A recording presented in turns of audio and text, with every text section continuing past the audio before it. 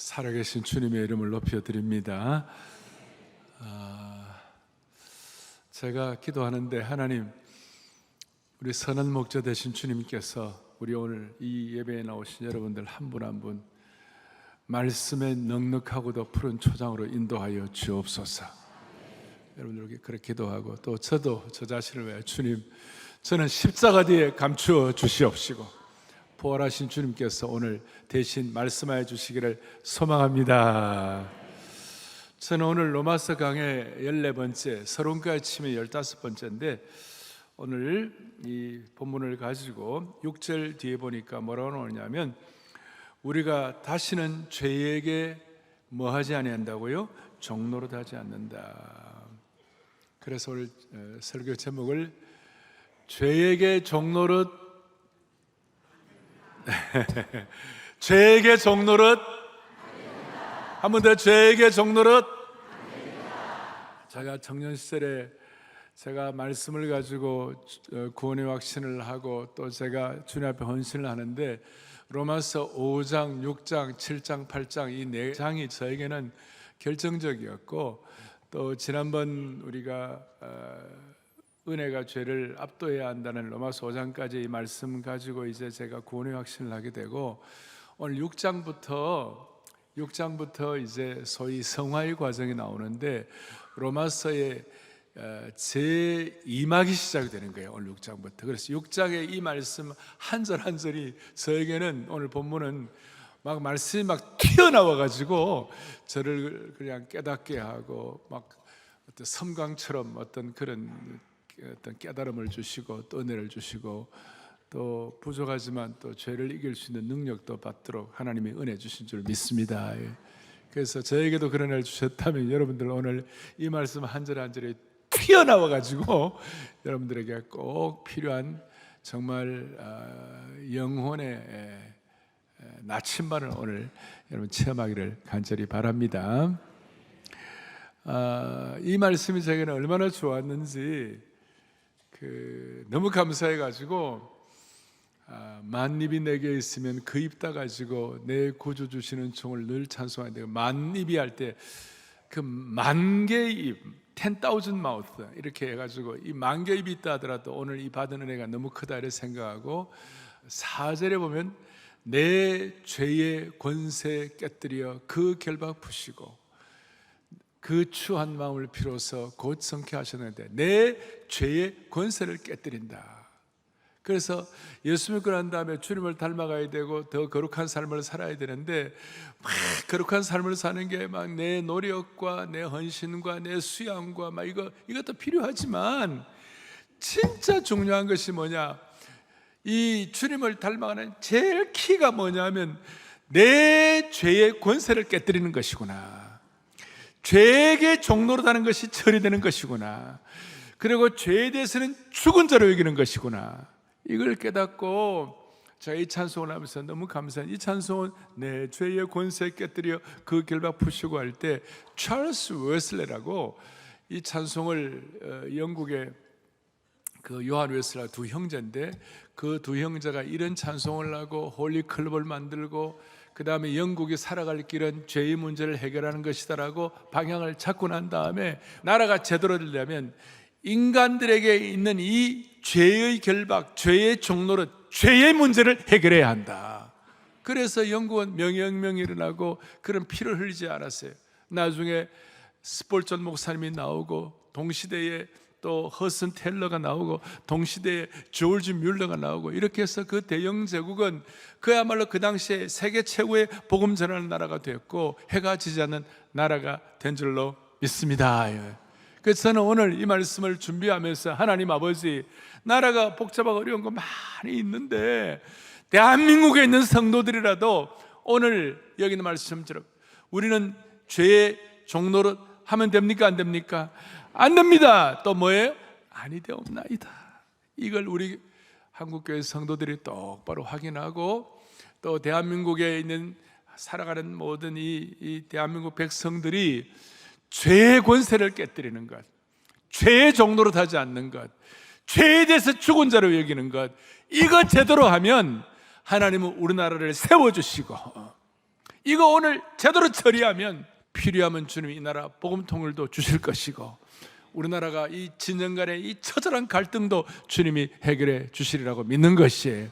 중요한 것은 뭐냐? 죄의 권세, 죄의 노예, 죄에 대해서는 죽은 자로에게는 이런 통찰력을 저와 여러분에게 허락해 주시기를 바랍니다.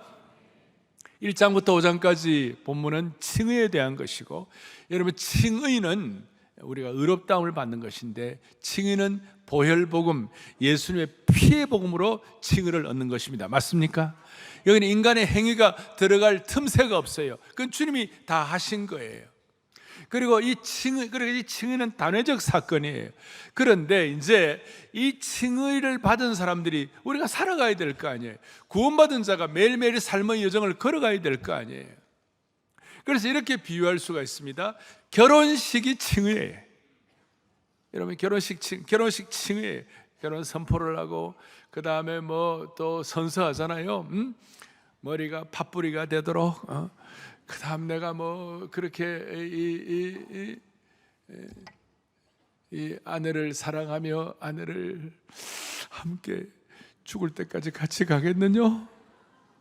네, I do. 그렇게 하는 거예요. 근데 문제는 결혼 생활이에요. 어떤 사람은 결혼식에 투자를 너무 많이 해. 투자를 많이 하고 사진 찍고 다 하는데, 문제는 뭐냐? 결혼 생활이 문제예요. 결혼 생활 보면 수많은 아픔이 들어있고, 상처가 있고, 고통이 있고. 결혼식을 잘한다는 것과 결혼 생활을 잘한다는 것은 이게 같이 가야 되고 잘 이어져야 되고 그렇게 해야 되는데, 그야말로 우리가 주님 앞에서 칭의를 받고 예수님께 구원받은 자가 되었지만, 우리가 구원받은 자로서의 소위 성화된 삶을 잘 살아가는 것, 이거 잘 같이 가야 되는데, 이거 따로 떨어지지 않는 칭의의 은혜도 제대로 받고 칭의 이후에 주님을 닮아가는 성화의 과정도 제대로 살아갈 수 있는 저와 여러분이 되기를 바라는 것이에요. 이 결혼 생활은 평생의 과정이에요. 칭의는 우리를 죄의 영원한 형벌로부터 건져주고, 성화의 과정은 우리를 일상의 죄의 권세로부터 우리를 건져주시는 것이에요. 결혼식을 잘했다고 결혼 생활 보장되거나 완성되는 것은 아니에요. 다시요, 사람들이 결혼식에 투자를 많이 하지만 결혼 생활에는 투자를 안 하는 분들이 있어요. 머리가 안 좋은 거예요. 이것은 마치 비즈니스를 시작을 했는데 운영 투자를 잘 안 한 것과 똑같아요. 학교에 입학만 하고 학교 생활 잘 안 한 것과 똑같아요. 그래서 결혼식을 잘하면 결혼 생활을 해야 되고, 결혼식과 결혼 생활이 따로 놀지 않도록, 칭의와 성화가 따로 가지 않도록. 그래서 오늘 이 본문을 통하여 우리가 성화의 과정을 잘 감당할 수 있도록 하나님 은혜 베풀어 주시기를 바랍니다. 자, 먼저 첫 번째 우리가 이걸 위하여 우리가 기억해야 할 것이 뭐냐면, 우리는 죄에 대해서 뭐에 죽은 자라. 은혜를 더하게 하려고 죄에 거하겠느냐? 그러니까 그럴 수 없느니라. 강력한 표현이에요. Absolutely not. Never.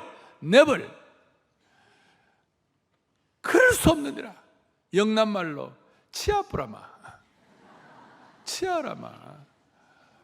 호남말로는 오메 참말로 거시기 하네. 말이 안 된다. 이게 말이 안 된다. 그러니까 그리스도인이 뭔가,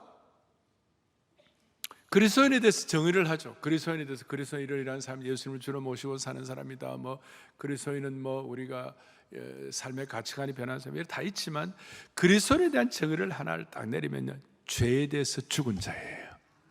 그럼 우리의 삶에 문제가 있는 거예요. 왜냐하면 우리는 예수를 믿고 칭의를 통하여 구원을 받았지만, 예수 그리스도를 구세주와 주님으로 성령님을 통하여 보혈복음을 통하여 선포하는 그 순간 우리가 구원을 받았지만, 우리가 남은 생애 동안 우리가 이 육신의 삶을 살아가야 되는 거예요. 본능도 남아있고 아직까지 죄성이 남아있는 것이에요. 그 중에 하나가 바울 사도 시대에도 영지주의자들이 있었어요. 이 사람들은 뭐냐면, 영적으로 깨닫고 칭의 받으면 육신적으로는 절대 뭐 아무렇게 좀 살아도 되는데, 약간 뭐라고 그럴까요? 방종적 신앙인들이 있었어요. 은혜를 남용하는 사람들이 있었어요. 예수님이 우리를 위해 십자가를 위해 돌아가셨다고 믿지만 십자가가 요구하는 자기 부인과 거룩한 삶에 대해서 별로 관심이 없어요. 그래서 제가 이렇게 21세기판 이걸 영지주의자들이라고 그러는데 제가 좀 정리를 했어요. 보세요. 은혜를 알지만 뭐가 없고 회개가 없고, 구원의 확신을 말하지만 뭐가 없고 삶의 변화는 없고, 영적 체험을 말하지만 말씀 순종은 희미하고, 교회 공동체에 속하기를 바라지만 교회의 권면과 훈련은 거부하고, 몸의 욕망을 즐기면서도 몸이 성령의 전이라는 사실을 잊고 사는 사람들이라고 할 수 있다. 여기에 안 걸리는 사람이 없어요. 예수 믿는 사람 많은 분들이 다 걸리는 거예요. 이런 분들에 대해서 바울이 다시 한번 그럴 수 있느니라 없느니라? 없느니라. 강하게 반응한 이유가 뭐냐면 2절 뒤에 우리가 죄에 대하여 죽은 우리가 어찌 그 가운데 더 살겠는가. 죄에 대해서 죽었다는 이 말이 여러분 우리가 죽었으면 좋겠다 그런 뜻이 아니에요. 이게 시제가 미래입니까? 현재입니까? 시제가 언제입니까? 과거 시제예요. 우리가 이미 죄에 대해서 죽었다는, 이미 앞으로 일어날 사건이 아니라 이미 일어난 사건이에요. 우리가 죄에 대해서 죽어가고 있다는 것도 아니고, 앞으로 죄에 대해서 죽을 것이다도 아니고, 죄에 대해서 죽었으면 좋겠다도 아니고, 죄에 대해서 죽어야 한다는 권고도 아니고, 아주 강력해요. 죄에 대해서 이미 죽었다고 선포하는 것이에요. 그러니 논리가 뭐냐? 여러분과 저는 죄에 대해서 죽었는데 어떻게 죄 가운데 살겠냐 이거예요. 그래서 다시 한번 그리스도인에 대해서 정리하면, 크리스찬은 누구인가? Who is Christian? 그리스도인의 정의가 뭔가? 그리스도인의 정의는 오늘은 죄에 대해서 죽은 사람이 그리스도인인 줄로 믿습니다. 물어보겠습니다. 그리스도인이 누구입니까? 자, 본당, 방송, 별관 여러 군데서 많은 분들이 말씀을 듣는데 오늘 하나 확실하게 제가 여러분들의 로마서 강해를 통하여 오늘 강조하고자 하는 거예요. 이 말씀 자체가 튀어나와가지고 저를 깨닫게 하는 그 은혜가 뭐냐? 그리스도인이 뭐냐? 여러분 그리스도인이 누구입니까? 아멘. 죄에 대해서 죽은 사람이라는 것에 대해서 조금 더 깊이 들어가면 6절 뒤에 보니까 죄의 몸이 죽어 다시는 우리가 죄에 대해서 뭐 하지 아니한다? 종노릇하지 않는다. 과거에는 우리가 죄의 노예였고 죄의 권세의 노예였어요. 그런데 우리가 죄에 대해서 죽어버렸어요. 과거는 예수님 믿기 전에 우리의 주인은 누구였는가? 사탄이었어요. 사탄의 권세에 우리가 놀아나는 사람들이었어요. 그런데 우리는 죄에 대해서 죽어버렸어요. 죄에 관한 우리가 시체가 되었다니까요. 시체는 죽어 있으니까 주인의 명령에 반응할 수 없는 것처럼 죄에 대한 시체가 된 우리가 더 이상 죄의 권세와 사탄의 권세에 반응할 의무도 능력도 없는 자가 된 것이에요.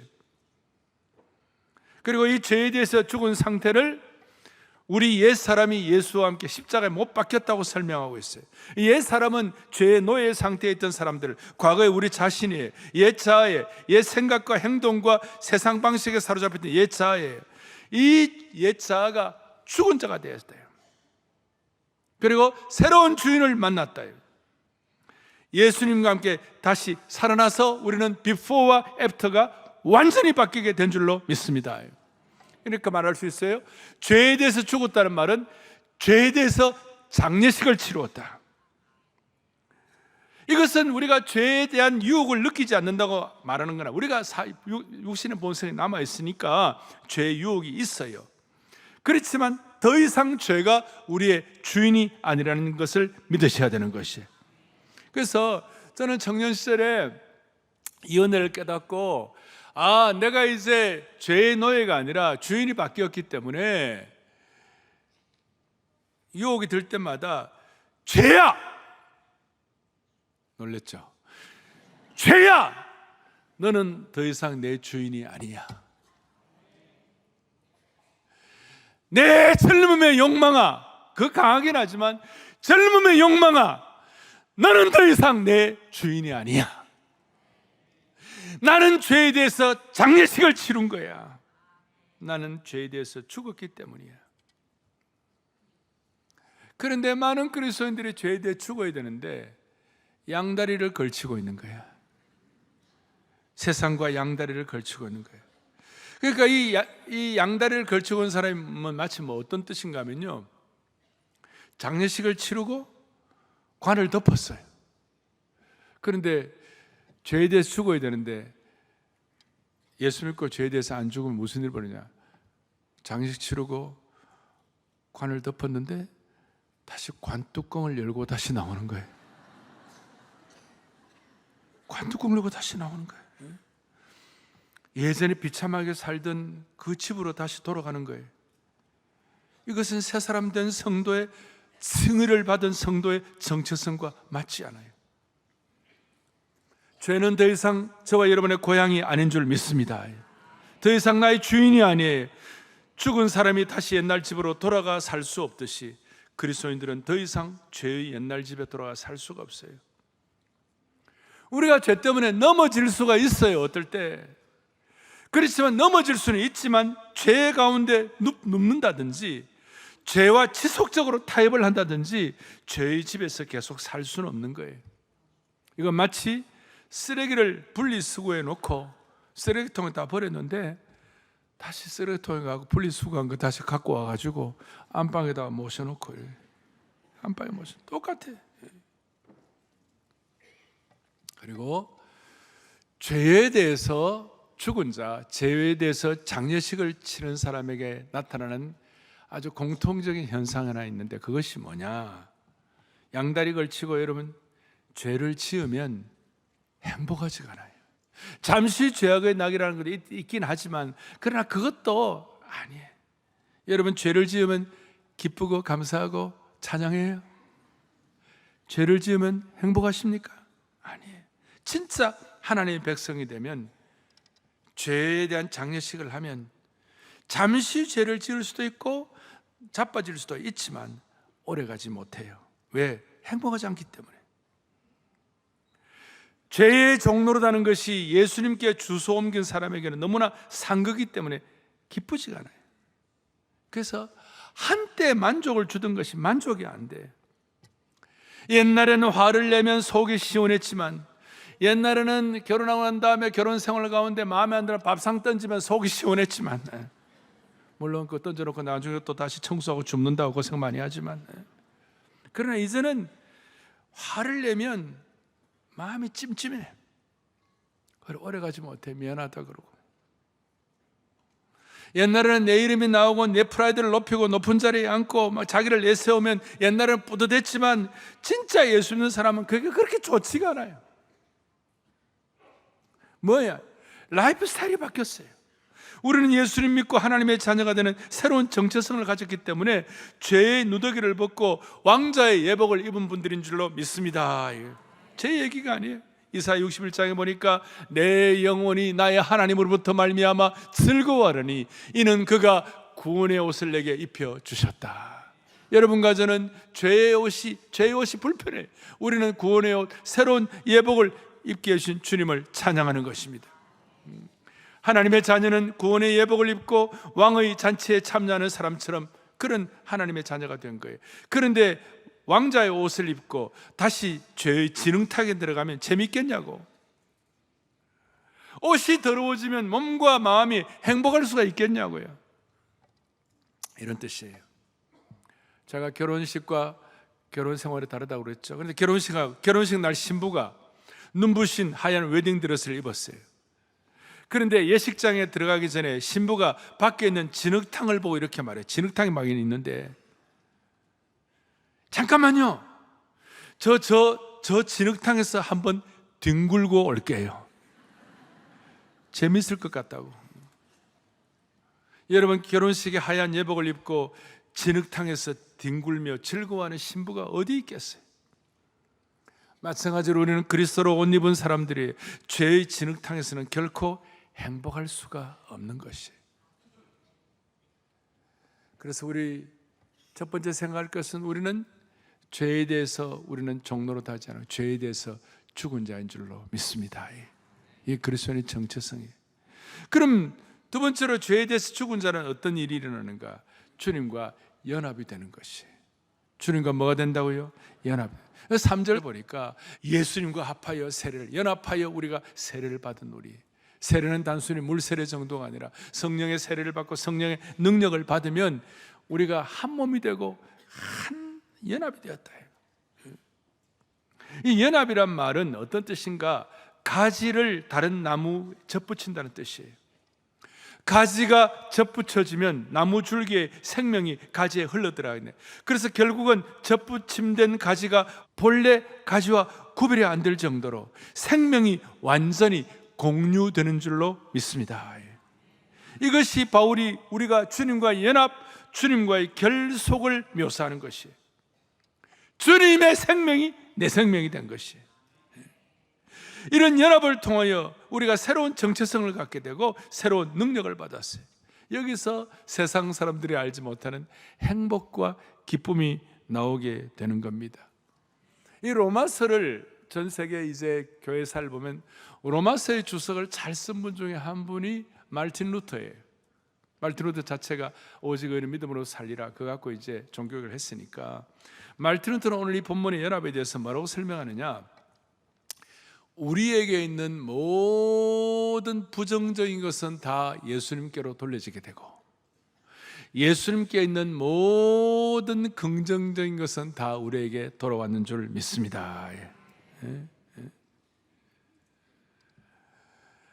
저와 여러분이 갖고 있는 모든 연약한 부족한 모든 죄악들은 예수님이 다 가져왔고, 주님께 있는 좋은 귀한 것은 다 우리에게로 흘러 들어왔어요. 이걸 소위 위대한 교환이에요. 연합의 의미는 너무나 놀라운 위대한 교환이에요. 그러니까 이 위대한 교환, Great Exchange, 놀라운 변화, 교환이 우리에게 있게 될 때에 여러분과 저는 달라질 수밖에 없는 것이에요. 죄에 대해서 죽고 위대한 교환이 일어난 거예요. 그래서 우리가 기쁘고 행복한 것이에요. 갈보리 십자가의 사건은 2000년이라는 간극이 있어요. 그런데 그 주님의 죽음과 부활은 2000년의 사건이 아니라 오늘 우리의 사건으로 연합이 된 것이에요. 어떤 미국의 유명한 목사님이 계시는데, 이 목사님이 처음으로 성도들을 모시고 저 성지순례를 갔어요. 골고다 갈보리 거기 가가지고 성지순례를 하는데, 성도님들이 물었어요. 목사님 보고, 목사님 성지순례 여기 전에 오신 적이 있습니까? 하니까 목사님이 제가 온 적이 있습니다 그런 거예요. 아니, 우리가 알고는 목사님 여기 처음이신데.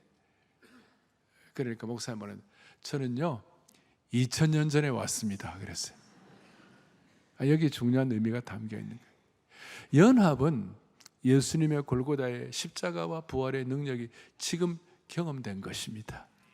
성지순례 처음 가지만 나중에 여러분 성지순례 거의 대부분 안 가보셨겠습니다. 가보시면 그래요. 나 2000년 전에 왔던 곳이야. 나 2000년 전에 왔던 것이야. 이게 시간을 뛰어넘는 것이에요. 놀라운 신비예요. 오늘 이런 의미에서 죄에 대해서 죽은 자요, 죄의 종로로 하지 않는 자들은 주님과 연합된 자인 줄로 믿습니다. 이거예요. 그러면 죄에 대해서 죽은 자는 그럼 어떻게 살아야, 연합된 자는 어떻게 살아야 하나? 죄에 대해 죽은 자는 연합될 뿐만 아니라 옛 사람을 십자가에 못 박고 사는 것이에요. 여기 11절에 우리를 향한 드디어 명령이 나옵니다. 11절을 다 같이 또박또박 아까 여러분들 보셨습니다만 다시 한번 합독하겠습니다. 시작. 이와 같이 그리스도 예수 안에서 하나님께 대하여는 살아있는 자로 여길지어다. 아멘. 자, 다시 한번, 성화라는 것은 우리 신앙생활에 재임하기 시작되는데, 성화라는 것은 칭의의 은혜를 받은 사람은 막 윤리적으로 내가 열심히 살고 뭐 수양하고 나를 단련하고 이 정도가 아니라 죄 문제를 청산하고 죄에 대해서는 죽은 자를 이기고 죄에 대해서 종로로 하지 않는 것이다. 그게 2000년 전에 십자가에 못 박힌 것이다. 그런데 주님께서는 오늘 한 가지 더, 한 단계 더 올라가라. 죄에 대해서, 그리고 11절에 뒤에 뭐냐면 뭐라노? 하나님께 대하여는 뭐예요? 살아있는 자로 여길지어다. 살아있는 자로 여길지어다라는 저 말은 명령이에요. 뭘 명령받는가? 우리가 죄에 대해서 종노하지 않는 그런 삶의 선택을 하라 그 말이에요. 신앙생활을 깊이 들어가고 우리가 볼 때 무슨 일이 벌어지냐, 신앙은 살아있는 자로 여기는 것이에요. 연합된 자가 여러분과 저는 오늘 이 말씀을 듣고 여러분들은 죄에 대해서 죽은 자요 하나님께 대해서는 살아있는 자로 여겨야 되는 것이에요. 그러니까 소극적으로는 우리가 십자가에 못 박혔지만 적극적으로는 이제 살아있는 자로 여기면 양다리 걸치게 하는 신앙인들, 과거의 갈라디아 교인들, 고린도 교인들을 향하여 주님께서 강력하게 말씀하셨는데 뭐로 말씀하시는가? 이렇게 말씀하시는 것이에요. 자, 그리스도 예수의 사람은 그 정과 욕심을 십자가에 못 박았느니라. 다시 한번 크게 합독하겠습니다. 그리스도 예수의 사람들은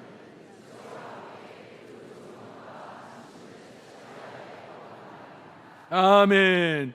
이것이 오늘 죄에 대해 죽은 자요 하나님께 대하여 살아있는 자로 여길지니라. 이 적극적이고도 명령에 순종하는 것인데 그것이 뭐냐? 바울이 갈라디아 교우들에게는 육체와 함께 그 정과 탐심, 전에는 욕심이라고 했어요. 그 정과 욕심을 십자가에 못 박았느니라. 이게 여길지어다의 하나의 적용이라고 말할 수 있어요. 우리는 매일매일 삶의 현장을 살아갑니다. 살아갈 때마다 죄야, 그 다음에 이 욕심아, 네가 나의 주인이 아니야 라는 이런 고백을 한 것과 함께 정과 욕심을 십자가에 못을 박아야 되는데, 어려움이 일어나고 죄를 지을 만한 상황이 되고 문제가 될 때마다 어떻게 해야 되는가? 여러분들의 마음속에, 여러분들의 마음판에다가 이렇게 하셔야 돼요. 십자가에 못 박히는 소리가, 십자가에 못 박는 소리가 쾅! 쾅! 쾅! 울려야 되는 것이에요. 저는 분들은 놀랬죠. 예. 쾅! 쾅! 쾅! 울려야 되는 것이에요. 이런 죄를 처리하는, 죄는 너는 더 이상 내 주인이 아니야, 주님과 연합해 가지고 여길지어다. 신앙은 선택인데, 믿음은 선택인데, 그래서 십자가에 못 박았느니라는 이 말을 우리식으로 해석을 하면 여러분, 믿음은 뭐예요? 선택이에요. 신앙은 선택이에요. 목회를 해보니까 신앙은 선택이에요. 십자가에 못 박았느니라 쾅쾅쾅 하는데 이걸 우리식으로 말하는 적용은 뭐냐? 선택하는 것이. 젊었을 때 아침잠이 너무 좋았지만 선택하는 거예요. 일어나 큐티를 위하여, 주님과 말씀을 통하여 교제하기 위하여 아침 일찍 일어나기도 하고, 특세를 위하여 새벽을 선택하기도 하고, 맛있는 음식이 너무 좋지만 금식을 선택하기도 하고, 이게 쾅쾅쾅이에요. 요즘처럼 좋은 날씨에 푸른 초장 해변가로 가지 않고 우리는 예배를 선택하여 이 자리에 와 있는 줄 믿습니다. 그런데 왜 우리는 올바른 선택을 하지 못하는가? 왜 쾅쾅쾅 하지 못하는가? 또 어떤 사람들은 다시 죄악의 낙으로 다시 돌아가려고 그러는가? 왜 옛날 노예 상태로 돌아가는가? 그 이유는 착시 현상 때문에, 착각 때문에. 어떤 착각인가? 그 죄를 짓고 그러면 그 죄가 우리를 기쁘게 한다고, 우리를 행복하게 해준다고 착각하는 거예요. 그런데 여러분, 진짜 행복하냐고? 더 이상, 다시 묻습니다. 더 이상 우리의 죄의 종로로 됩니까? 안 됩니까? 안 됩니다. 여길지어다 선택을 해야 되는데 우리는 선택하는 사람인데, 이런 의미에서 성화는 추상적인 경건이 아니에요. 성화는 매일의 삶에서 무엇을 버리고 무엇을 붙들 것인가를 선택하는 삶이에요. 죄를 버리고 십자가를 선택하고 육신의 평안함을 버리고 성령의 인도하심을 받는 것이고, 순간의 만족을 버리고 영원한 기쁨을 선택하는 것이에요. 그리고 이 성화는 착한 사람들하고 노력하는 수양이 아니에요. 성화는 구원받기 위하여 애쓰는 공로 쌓기도 아니에요. 성화는 이미 은혜로 구원받은 사람이 새 사람답게 살아가는 변화의 과정이에요. 이걸 제가 좀 어려운 말로 복음적 자각이라고 그래요. 성화의 출발점은 내가 신앙인으로서 좀 더 나은 사람 되는 것이 아니라 나는 그리스도와 함께 죽고 그리스도와 함께 살아난 사람의 복음적 자각, 선택하는 것이에요. 성령의 도우심 속에서 죄의 길을 거절하고 복음적 자각을 갖고 하나님의 길을 선택하는 것이에요. 그런데 이제 선택이라는 것이 예를 들면 도덕적으로 열심히 이 정도가 아니라 이 주권에 관한 문제. 누가 내 주인인가? 누가 나의 주인인가? 아까 말씀드렸죠. 죄야 너는 내 주인이 아니야. 무엇이 내 주권이, 무엇을 가지고 내가 선택할 것인가? 성화는 날마다 자기 왕좌에서 내려와 그리스도를 주권자로 모시는 것인데, 제가 이제 이런 선택이 중요하다고 말하면 어떤 사람은 이런 생각, 그러면 결국 내 노력으로 선택하는 것인가? 내 노력으로 거룩해지는 것인가? 아니에요. 성경은 너무나도 분명하게 하나님의 은혜와 우리의 책임을 함께 말씀하고 있는 것이에요. 빌보서 2장 12절은 빌보 교우들에게 이렇게 말했어요. 항상 복종하여 두렵고 떨림으로 너희 구원을 이루라. 이 구원은 성화를 말하는 거예요.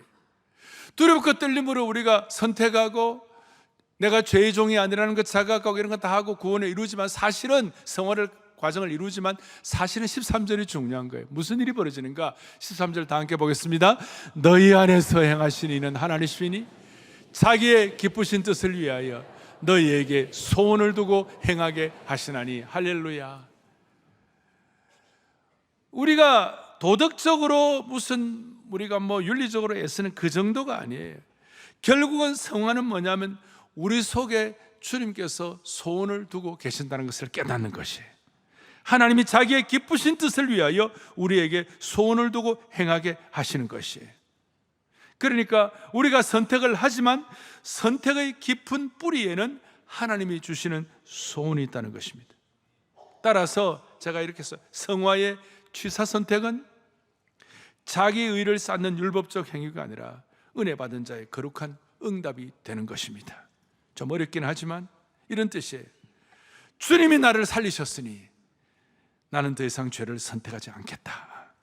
나는 더 이상 옛 사람의 옷을 입지 않겠다. 주님이 나를 살리셨으니 나는 주님을 기쁘시게 하는 길을 선택하겠다. 단순히 죄 짓지 말자 정도가 아니라 이 성화는 내 눈, 내 입, 내 손, 내 시간, 내 물질, 내 감정, 내 몸을 죄에게 주지 않고 하나님께 드리는 선택인 줄로 확신합니다. 그래서 이 성화의 수준이 높이 올라가면 무슨 일이 벌어지는가? 존 파이퍼 목사님 말씀한 대로 성화는 윤리적인 정도가 아니라 더 큰 기쁨을 선택하는 싸움이에요. 아까 행복하지 않다고 그랬잖아요. 죄 지으면 우리가 왜 이 주님을 더 닮아가려고 그래요? 왜 귀한 선택을 하는 것이에요? 하나님이 예비하시는 놀라운 고차원의 기쁨이 있는 것이에요. 이거는 좀 반응해 주셔야 되는데, 우리가 성화를 하는 이 중요한 이유는 그냥 죄 짓지 않는다, 내가 좀 더 거룩해진다 이 정도가 아니라 하나님이 예비하시는 주님과 나만이 하는 놀라운 기쁨의 차원이 있는 것이에요. 그래서 오죽하면 제가 한 번씩 얘기해요. 우리 서로 받은 그 기쁨은 알 사람이 없도다. 아니, 알 사람만 알도다. 성화의 높은 차원의 기쁨이라고 말할 수 있는 것이에요. 더 큰 기쁨을 선택하는 영적 전투예요. 그래서 여기서 크리스천 헤도니즘이라고 기독교적인 기쁨주의자, 크리스천 기쁨주의자, 그리스도인이 죄짓고난 후에 이런 의미에서 가능하면 죄짓고나면 빨리빨리 회개하시고, 그리고 죄 짓기 전에는 죄와의 피나는 투쟁을 하고, 그건 윤리적인 싸움이 아니라 죄가 주는 거짓된 즐거움을 이기는 방법이 되는 것입니다. 죄가 주는 거짓된 즐거움을 이기는 방법은 하나님 안에서 더 큰 기쁨을 맛보면 되는 것입니다. 그래서 여러분, 도박 중독이나 마약 중독이나 게임 중독 어떻게 이겨냅니까? 웬만한 의지로 못 이깁니다. 니코틴이 주는 즐거움을, 담배 피우면 안 된다고 그러니까 전자담배라도, 근데 그건 못 이깁니다. 다 큰 기쁨을, 도박 중독, 마약 중독, 니코틴, 게임 중독에 벗어나는 길은 더 큰 기쁨이 있어야 되는 거예요. 더 큰 기쁨 외에는 다른 방법이 없는 것이, 처음 말씀드린 것처럼 내 죄의 권세에 깨뜨려 그 결박부신 주님을 믿는 것입니다. 우리가 다시 죄로 돌아갈 수 있습니까? 다시 죄의 감옥으로 돌아갈 수 있습니까? 다시 죄의 노예 상태로 돌아갈 수 있겠습니까? 다시 제2의 두 번째 죄인으로 돌아가시겠습니까? 장례식하고 관뚜껑 덮었는데 다시 관뚜껑 열기를 원하시는 겁니까? 정말 풍성한 은혜, 거룩한 디그니티, 높은 수준의 삶을 선택하겠느냐? 아니면 옛날에 살던 밑바닥으로 다시 내려가시겠는가? 진짜 기쁨과 행복을 아는 사람은 다시 옛날에 더럽고 추한 진흙탕으로 상처로 돌아가지 않는 것입니다. 죄의 종로로 하겠는가? 결코 그럴 수 없느니라. 빛에 살던 사람이 어둠으로 돌아가시겠냐고? 결코 그럴 수 없느니라. 오늘 이 자리에는 주님과 나만이 아는 은밀한 죄를 갖고 계시는 분들이 있을 것입니다. 고통을 갖고 계십니다. 그 죄값으로 마음에 큰 짐을 갖고 있는 분도 있을 거예요.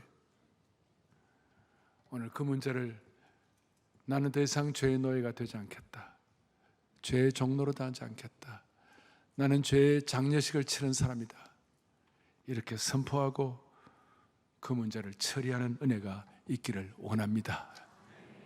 많은 경우 여러분 자녀들 가운데, 위대한 부모들 가운데 자녀들이 엉터리가 나올 수 있어요. 부모가 정말 잘 성령으로 열심히 살아도 자식이 엉터리가 나올 수 있어요. 그렇지만 대체적으로는 부모가 교회 생활과 가정 생활이 서로 다를 때에 거기 이중을 보고 아이들이 삐까다 가는 거예요. 우리 가운데 결혼 생활하면서 폭력을 행사한다든지 밥상을 던진다든지 다 죄성들이에요.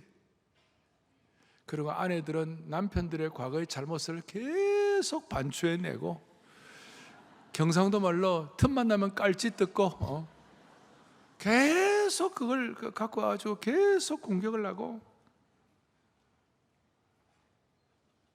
아픈 얘기 꺼내어서 상처 주고, 여러분 그게 다 죄성들이에요. 우리는 더 이상 그렇게 하면 안 되는 거예요. 그래서 여러분 오늘 죄는 너무나 강하기 때문에 쉽지 않아요. 죽은 자로 여기고 죄의 종로로 되지 않겠다고 단호한 결심을 해도 쉽지가 않아요. 그래서 죄를 짓기 전에는 이런 내용을 앞에 놓고 죄와의 피나는 투정을 해야 돼. 피나는 투정을 해야 돼. 그리고 죄를 짓고 나면 바로 즉각 보혈의 능력으로 처리를 하고, 그래서 주님이 예배하신 행복함, 기쁨을 가지고 살아야만 하는 것이에요. 살아냐, 우리는 어떻게 행복하지 않고 신앙생활을 하겠습니까? 어떻게 기쁘지 않고 신앙생활을 하겠습니까? 죄의 달콤함이 주는 일시적인 착시를 떨쳐버리고 더 크고 영원한 기쁨을 선택하는 저와 여러분 되기를 소망하는 것입니다. 여러분 죄에 대해 종로를 해야 됩니까? 아니 좀 더 우리 옛날에 궁중식으로 합시다. 죄에 대해서 종로를 해야 됩니까? 아멘. 죄의 권세를 깨뜨려 버리게 하시고 영원한 기쁨을 이 땅에서도 누리고 새 차원의 행복한 그리스도인 되기를 소망합니다. 가슴에 손을 얹겠습니다. 하나님 아버지, 하나님 아버지, 우리의 죄를 권세를 깨뜨려 주신 주님을 찬양합니다. 죄의 달콤함이 주는 일시적인 착시를 떨쳐버리게 하여 주시옵시고 더 크고 영원한 기쁨을 선택하는 성숙한 그리스도인들 되게 하여 주시옵소서. 정말 주님이 원하시는 올바른 선택을 감당으로 말미암아 십자가의 옛 삶을, 옛 정욕을 쾅쾅쾅 못 박으며 사는 은혜도 있게 하여 주옵소서. 나는 죽고 그리스도가 사시는 새 차원의 행복으로 우리를 인도하여 주시는 예수 그리스도 이름 받들어 간절히 기도 올리옵나이다. 아멘.